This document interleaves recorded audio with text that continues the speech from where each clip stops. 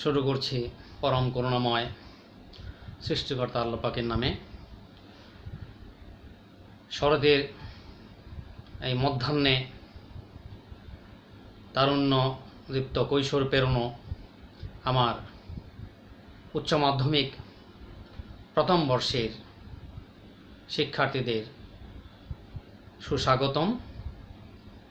আমি 18 বাড়ি degree college, Ishwarganj, ময়মনসিংহের পৌরনীতি ও সুশাসন বিষয়ের প্রভাষক আব্দুল গনি। তো কোভিড-19 মহামারীর কারণে যখন আমরা তোমাদের কলকাকলিতে তারুণ্যের উন্মাদনায় ক্যাম্পাস মুখরিত হতো, সে সময় আজ অনলাইন ক্লাসের মাধ্যমে তোমাদেরকে স্বাগত জানাতে হচ্ছে। তো আমরা গর্বিত, আনন্দিত। আমাদের বর্তমান সরকারের সুনির্দিষ্ট নীতিমালা ডিজিটাল বাংলাদেশের রূপকল্পের অংশ হিসেবে তোমাদের সাথে সামাজিক দূরত্ব থাকা সত্ত্বেও আমরা অনলাইন ক্লাসের মাধ্যমে একত্রিত হতে পারছি। কিছুটা সময় নষ্ট হয়ে গেলেও আমরা তোমাদের সাথে কানেক্টেড হয়েছি এই অনলাইন ক্লাসের সৌজন্যে। এখন আর বসে থাকার সময় নেই, আমরা ক্লাসমুখী হতে হবে। একথার অর্থ হলো বইমুখী হতে হবে। বাসায় বসে না থেকে আমাদের কাজ শুরু করে দিতে হবে।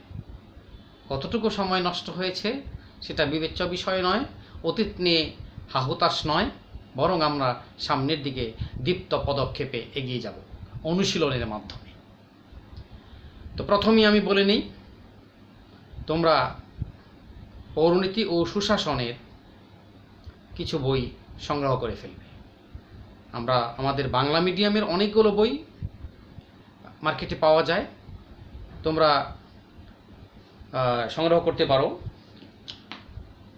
অক্ষরপত্র প্রকাশনী এই বইটি বের করেছে, পৌরনীতি ও সুশাসন প্রথম পত্র।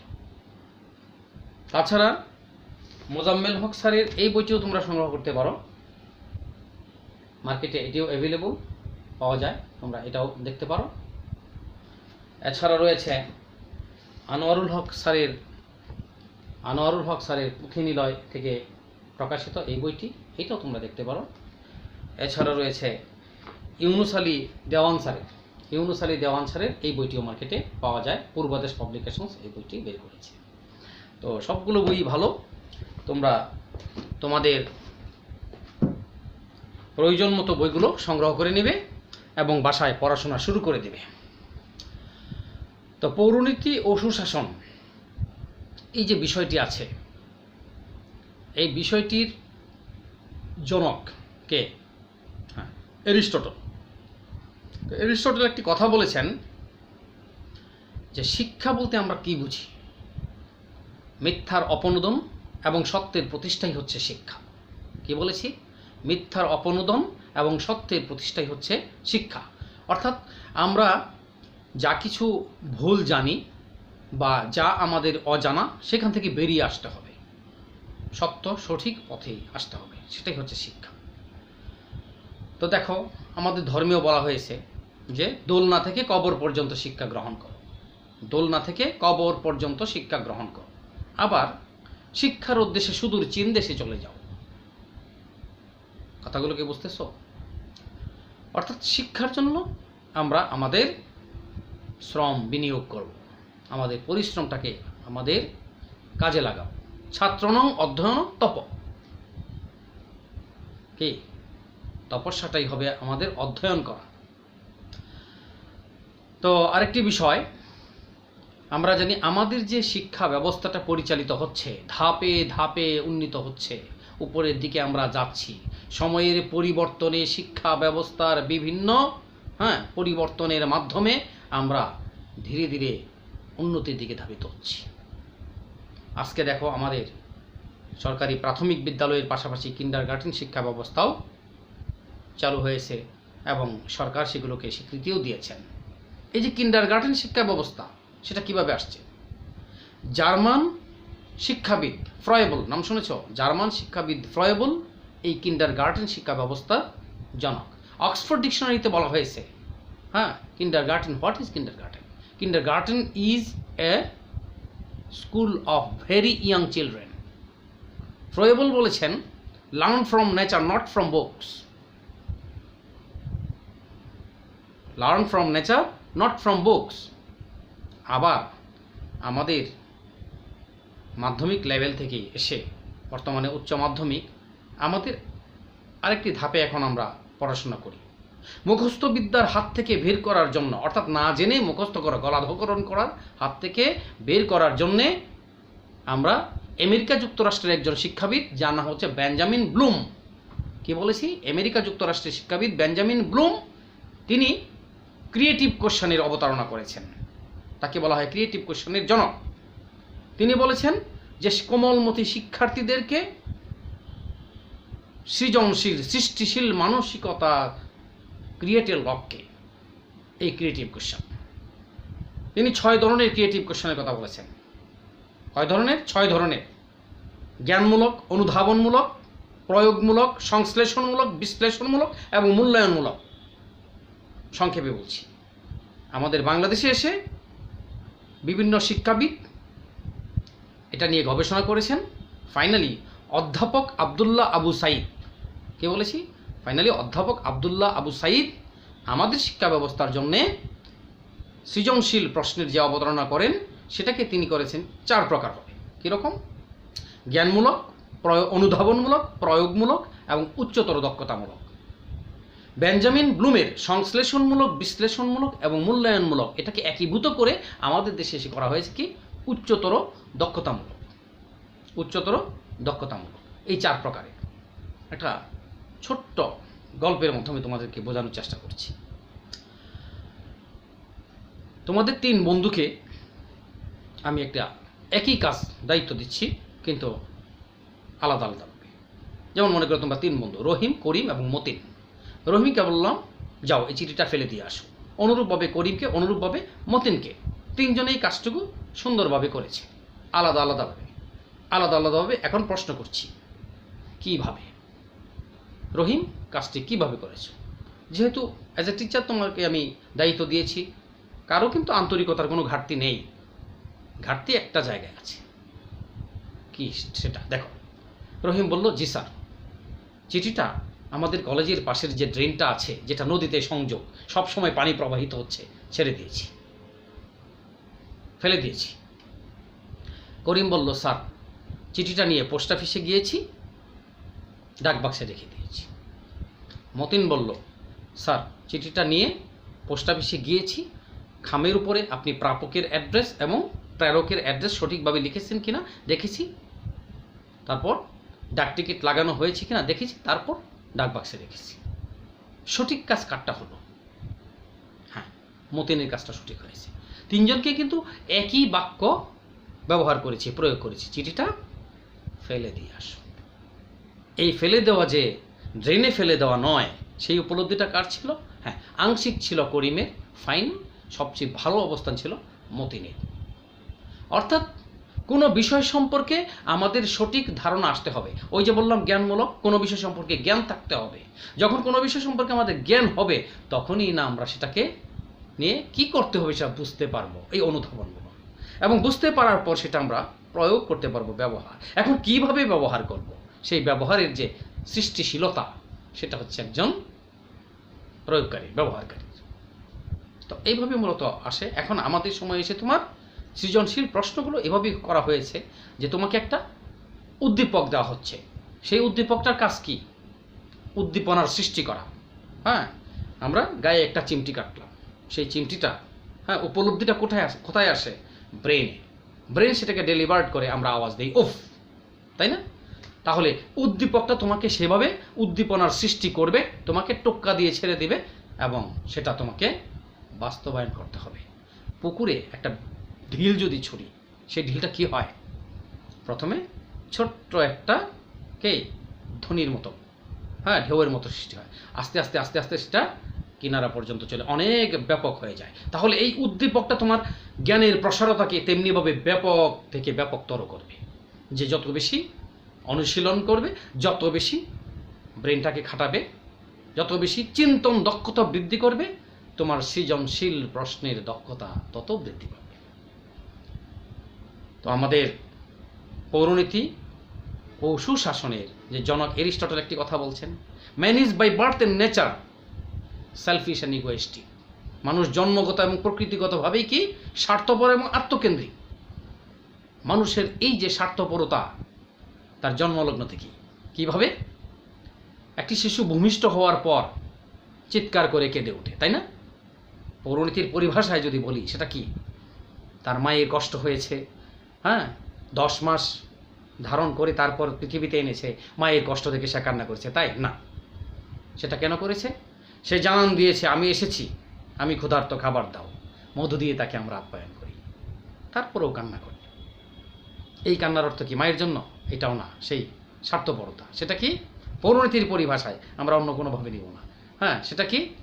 যে আমার ঠান্ডা লাগছে, খারাপ লাগছে, অর্থাৎ আমাকে বস্ত্র দাও, সেই মৌলিক অধিকারের ডাক।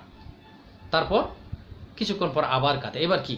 যে আমাকে যেভাবে রেখে দিয়েছো, আমার নিরাপত্তা কোথায়? নিরাপত্তা দাও, অর্থাৎ কোলে নাও। তাহলে দেখো, এই যে ধাপে ধাপে শুরু থেকেই স্বার্থপরতা। একটা ঈদ উৎসব আসলো, সারা বৎসর বাবা মার কথা শোনো না। ঈদ উৎসব, পুজো উৎসব আসলো, বাবা বাইরে থেকে ঘেমে আসলো, মাকে বলতেছ মা বাবার জন্য খাবার রেডি করো। তুমি নিজে গিয়ে কি করতেছো? হ্যাঁ, তাড়াতাড়ি পানির ব্যবস্থা করতেছো, গামছাটা এগিয়ে দিচ্ছ, বাবা তুমি রেডি হও, তোমার জন্য ঘেমে আসছো কেন? মাকে গিয়ে সহযোগিতা করো। হ্যাঁ মা যাও আজকে, হ্যাঁ মেয়েরা মাকে গিয়ে বলছো যে মা তুমি আজকে সরো, হ্যাঁ আজকের রান্নায় তোমাকে সবজিগুলো আমি কেটে দিই। এত আহ্লাদ কেন? মায়ের কষ্ট থেকে, বাবার কষ্ট থেকে? না, পৌরনীতির পরিভাষায় এখানেও স্বার্থপরতা। সেটা কি? ওই যে ঈদ বা পুজোতে ভালো কিছু আদায় করা। আচ্ছা, তো ডিটেলসে আজকে যাব না। আমরা আমাদের পৌরনীতিকে যে কথাটা বলছিলাম, যে এরিস্টটল যে বলছেন যে man is by birth and nature selfish and egoistic, মানুষ জন্মগত এবং প্রকৃতিগতভাবেই স্বার্থপর এবং আত্মকেন্দ্রিক। আবার সাথে সাথে তিনি বলেছেন man is by birth and nature a social and a political animal. মানুষ জন্মগত এবং প্রকৃতিগতভাবেই কি সামাজিক এবং রাজনৈতিক জীব। হ্যাঁ, একসময় মানুষ গুহায় বসবাস করত, এখন আস্তে আস্তে দেখো গুহা থেকে মানুষ দলবদ্ধ সমাজবদ্ধ হয়েছে, তারপর পরিবার গঠন করেছে, পরিবারের সম্প্রসারিত রূপ হিসেবে আজকে রাষ্ট্রের আবির্ভাব, এই রাষ্ট্র থেকে আন্তর্জাতিকতায়। সেখানে দেখো এই যে বিষয়াদি টোটাল জ্ঞানগুলো কিন্তু আমরা পরিণতি থেকে নিই। হ্যাঁ, সংকীর্ণ অর্থে যদি বলি পরিণতি কেমন বিজ্ঞান?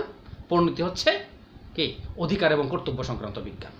আবার ব্যাপকভাবে যদি বলি স্থানীয়, জাতীয় এবং আন্তর্জাতিক যত বিষয় আছে সকল জ্ঞান আমরা পরিণতি থেকে আহরণ করি। ঠিক আছে, তো প্রথম দিন ইন্ট্রোডাক্টরি ক্লাস হিসেবে আমি তোমাদের ডিটেলসে যাব না, তোমরা বইগুলো সংগ্রহ করো। নেক্সট থেকে আমরা অধ্যায় বিশেষ আলোচনায় চলে যাব। আরেকটি কথা যেটি না বললেই নয়, এই কৈশোর পেরোনো, তারুণ্যদীপ্ত, চঞ্চল চপল তোমরা অনেক সময় অনেক ভুলভ্রান্তি করে ফেলো। মাথাটা সব সময় এভাবে কাজে লাগাতে হবে। এই বৃহত্তর চত্বরে তোমরা এসেছো, এই যে কলেজ চত্বরে তোমরা এসেছো, এই ক্যাম্পাসে এখন তোমরাই নবীন। তোমাদের উপরের ক্লাসের যারা আছে তারা প্রবীণ। তোমাদের মাথায় রাখতে হবে সেই গুরুজনদেরকে, তোমাদের সিনিয়র ভাই বোনদেরকে, তোমাদের সম্মানিত স্যারদেরকে, হ্যাঁ, কী করতে হবে? যথাযোগ্য সম্মান প্রদর্শন করতে হবে। তাহলেই না তুমি ভবিষ্যতে যখন তুমি সিনিয়র হবে তখন অন্যরা তোমাকে সম্মান করবে। আমরা অনেক সময় বলি আহা পরিবার আমার সাথে কেমন আচরণটা করলো। মনে রাখবে তোমার শিক্ষা তোমাকে সেই আচরণের সম্মুখীন করে। দার্শনিকরা বলেন অন্যে তোমার নিকট সাথে কি আচরণ করেছে সেই জন্য অন্যকে দোষারোপ করে লাভ নেই, সে দায়ী নয়, বরং তুমি নিজেই দায়ী। কেননা তুমি সেই পরিবেশটা সৃষ্টি করে দিয়েছো। সেটা মাথায় রেখে ছোটদেরকে, সেটা পরিবারে হোক, সেটা তোমার আত্মীয় স্বজনের ক্ষেত্রে হোক, সেটা বন্ধু বান্ধবের ক্ষেত্রে হোক, ছোটদের হোক বড়দের হোক, যথাযোগ্য সম্মান, যথাযোগ্য স্নেহ প্রদর্শন করবে। সুচিন্তিতভাবে চলাফেরা করবে, কারণ আমরা মানুষ। দেখো, এই যে মানুষ শব্দটা, তার মধ্যে মনুষ্যত্ব বোধ আছে, তোমার মান আছে, সম্মান আছে, হুশ আছে, জ্ঞান আছে।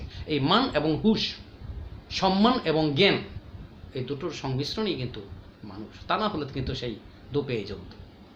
অন্যান্য প্রাণীর আর আমার মধ্যে, অন্যান্য প্রাণী এবং মানুষের মধ্যে পার্থক্যটা কোথায়? এই বুদ্ধিবৃত্তি, তাই না? তাহলে এই বুদ্ধির বলে আজকে তোমাকে কাজী নজরুল হতে হবে, আজকে তোমাকে রবীন্দ্রনাথ হতে হবে, আজকে তোমাকে আইনস্টাইন হতে হবে। অর্থাৎ এ কথার অর্থ হলো সীমিত সময়ের জন্য সৃষ্টিকর্তা আমাদেরকে পৃথিবীতে পাঠিয়েছেন, আমাদের চলে যেতে হবে, আমাদের কর্মের মাধ্যমে বেঁচে থাকতে হবে। নজরুলকে আমরা দেখেছি, রবীন্দ্রনাথকে আমরা দেখেছি না, তাদের কর্ম তাদেরকে আমাদের পথ দেখাচ্ছে। তো আমাদের কি ইচ্ছা করে না আমরা সেভাবে নিজেদেরকে পরিচালিত করা, সেভাবে মানুষের মতো মানুষ হিসাবে নিজেকে গড়ে তোলার? আমি প্রত্যাশা করব তোমরা প্রত্যেকেই বিষয়গুলো মাথায় রাখবে, সেভাবে নিজের অবস্থানকে সুদৃঢ় করবে, নিজেকে উজ্জ্বল করবে, সমাজে প্রতিষ্ঠিত হবে, নিজেকে গঠন করে তোমার পরিবারের মুখ উজ্জ্বল করবে, প্রতিষ্ঠানের মুখ উজ্জ্বল করবে। তোমার মাধ্যমে আমরাও নিজেদেরকে গর্বিত মনে করব, গর্ববোধ করব। তো আমি আজকে আর কথা বৃদ্ধি করব না। তো নেক্সট ক্লাস থেকেই আমরা আসলে প্রাতিষ্ঠানিক যে অধ্যায় বিশেষ আলোচনা সেখানে চলে যাব। তোমরা জানো আমার এই 18 বাড়ি ডিগ্রি কলেজ, এখানে কবিগুরু রবীন্দ্রনাথ পদার্পণ করেছিলেন। তার এই স্মৃতি বিজড়িত প্রতিষ্ঠান, এই প্রতিষ্ঠানকে সুন্দর করে রাখার দায়িত্ব তোমার আমার সকলের। এখানে সুসাহিত্যিক হুমায়ুন আহমেদ স্যার এসেছিলেন, তারও পদচারণায় মুখরিত এই প্রতিষ্ঠান। আমি আজ আর ডিটেলসকে যাব না, কবিগুরু রবীন্দ্রনাথ ঠাকুরের একটি কবিতা পাঠ করে আজকের মতো শেষ করব। কবিতাটির নাম পরিচয়। একদিন তরিখানা থেমেছিল এই ঘাটি লেগে, বসন্তের নূতন হাওয়ায় বেগে। তোমরা শোধায় ছিলে মরে ডাকি, পরিচয় কোনো আছে নাকি, যাবে কোনখানে? আমি শুধু বলেছিলাম কে জানে। হৃদয়ে লাগিল দোলা, বাঁধনে পড়িল টান, একা বসে গাহিলাম যৌবনের বেদনার গান। সেই গান শুনি কুসুমিত তরুতলে তরুণ তরুণী তুলিল অশোক মোর হাতে দিয়ে, তারা কহিল এ আমাদেরই লোক, আর কিছু নয়, সে মোর প্রথম পরিচয়। সেতারেতে বাঁধিলাম তার, গাহিলাম আরবার, আর কিছু নয়, মোর নাম এই বলে খ্যাত হোক, আমি তোমাদেরই লোক, এই হোক শেষ পরিচয়। ধন্যবাদ সকলকে, ভালো থাকবে। আগামী ক্লাসের নতুন